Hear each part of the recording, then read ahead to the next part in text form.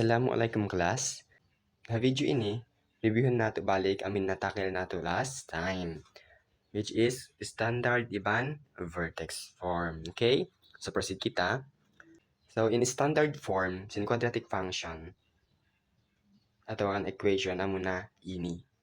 Ubus, ang desab siya vertex form amo na ini. So which means, in quadratic equation, atau kan quadratic function, dua in form niya. Manjari siya ha, standard form, Iban vertex form.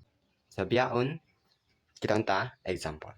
So, example ini, 2x squared plus 3x negative 5, di ba? Quadratic function siya kasi 2 in exponent niya. Sa, uno guys, in ma-observe niyo. Di ba? Same siya iban ini, no? So, in ax squared ta, muna 2x squared. In bx ta, muna 3x.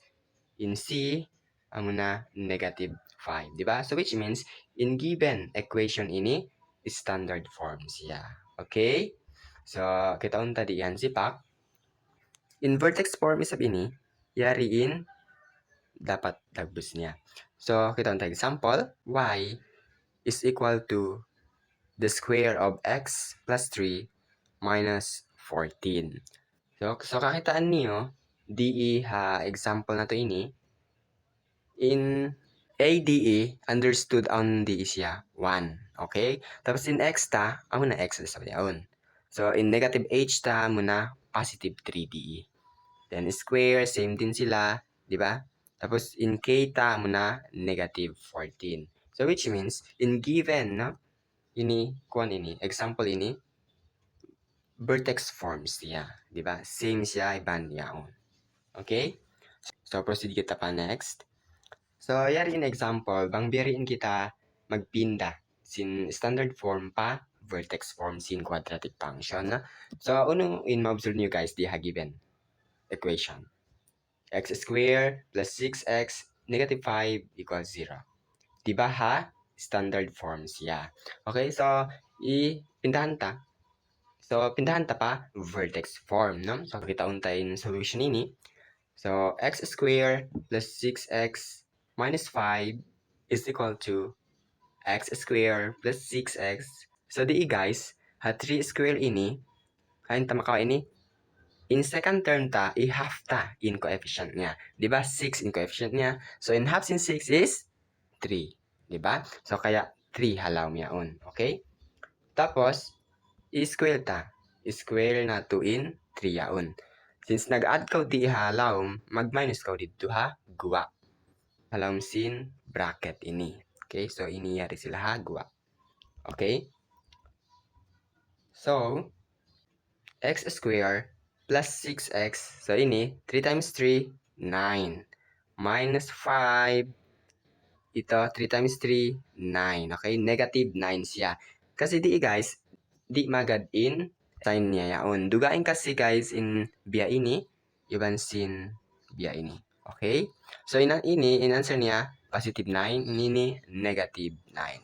So, same na siya, no? With ini kaya, negative 9 in answer tadi. Okay, so proceed kita pa next step. X squared plus 6x plus 9. I-enclose na to sila, ha?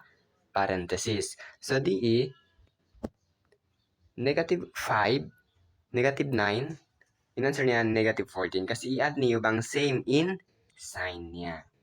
Equals square of x plus 3 minus 14. Okay?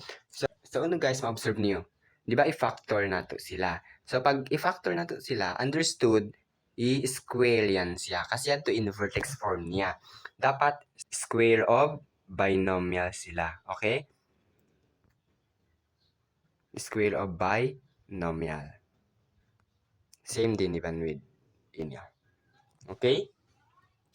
So, ini standard form pa vertex form. So, marisab kita pa examples in vertex form iban standard form. Okay? So, pansin niyo, no?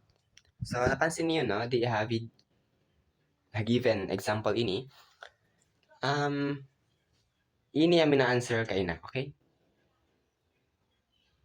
Ini ang mina-answer ka ina. Tapos, ini ba kasi given example, ha? Standard form. So, kita unta, bang ini gumawa, example ka inedto. Okay? Punta daw mga solution line. So, given kita, f of x is equal to the square of x plus 3 negative 14. Yaon in given. So, since square siya, so which means, i-separate nato bihan. Okay? Inhati niya, makaruwa. So, negative 14. So, di guys, mag-use kita FOIL method. Okay? So, x times x, x square, x times 3, 3x, 3 times x, 3x, and 3 times 3, 9. Okay? Then, isulat lang in negative 14. Okay. So, x square plus 6x. In 6x yaon, di sinakawa. Okay? 3x plus 3x equals 6x plus 9 minus 14. Okay? So, equals x squared plus 6x, 9 minus 14, negative 5. Meta negative kasi mataas in values in negative, which is 14. Okay? So, ini in final answer ka. X squared plus 6x minus 5. So, ini in method, bang kita magpinda vertex form pa standard form. Okay? So, hanggang dito lang guys. See you next meeting.